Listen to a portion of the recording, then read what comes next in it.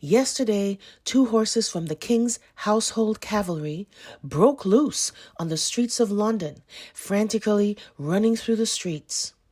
What a striking, dramatic imagery. The bloodied white horse galloping through the streets. And folks, let me tell you, when I saw this, it sent chills up my spine. The scene was practically apocalyptic. You have this almost biblical image of the king's horses, panicked and bloodied, racing through the streets of London, casting the die of a perfect metaphor for the current state of the royal family, a family in crisis, in disarray. The symbolism couldn't be more stark. The horses, the blood, symbolizing violence, death, or some kind of omen. It's now been 124 days since Kate Middleton was last seen alive in public. And folks, I have talked a lot about the unholy alliance between the royal family and the British press, and the way the press refuses to ask questions about Kate and instead continues to put out these sugar-coated puff pieces about her whereabouts or how she's doing. And folks, it got me thinking. Surely somebody knows something. Surely some family member or worker or friend or acquaintance knows something, but nobody's saying anything. And then it occurred to me that maybe someone has approached the press or the police with information regarding some knowledge about what happened to Kate around Christmas last year. But we're probably never going to hear about it because the press simply isn't going to report it. Because I just refuse to believe that no one cares about this girl enough to speak up for her. So William made his first official royal outing to, some sort of soup kitchen, where he awkwardly posed stirring a pot that had no fire underneath it. Anyway, a well-wisher asked about Kate, and he couldn't hide his annoyance.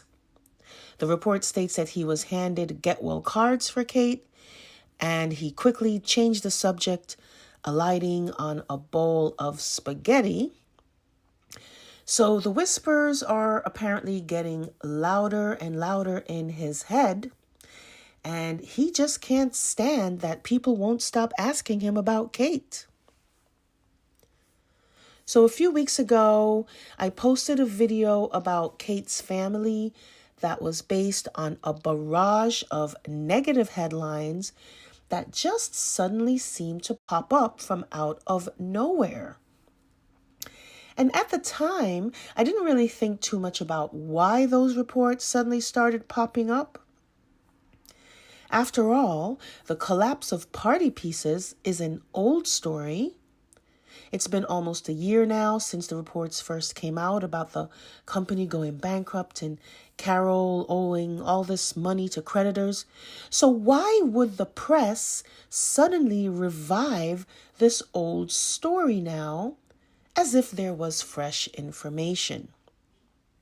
And folks, after comparing articles from last year with the most recent articles, I realized that there is no fresh information.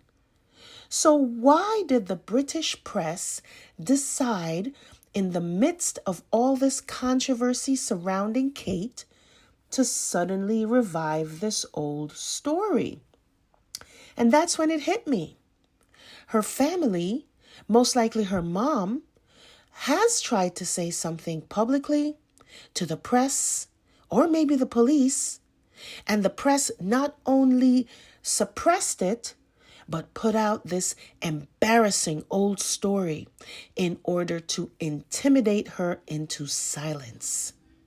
And it looks like it may have worked, because as soon as the story popped up, it quickly fizzled out, which left me wondering, had I been hoodwinked by William and his henchmen and henchwomen in the press, who are not only sworn to cult-like silence, but who actively propagate lies and subterfuge, using this old story about her parents' failed company as a smokescreen to hide from the public the truth about Kate and to send a warning to anyone thinking of coming forward that they can destroy you.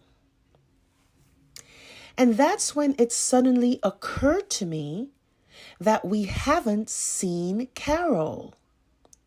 The press claimed, without photo evidence, of course, that William was seen with Carole at a pub the other day around the same time that he took George to the football match. But there are no photographs to verify that this actually happened. That's right. The normally rapacious British paparazzi, who is always lurking around every corner waiting for their money shot, failed to take notice of William and Carole walking into a pub. The witness claims William and Carole just casually walked in and no one bothered to take any photographs. Then we even have this report that Carole has moved in to help William with Kate and the kids.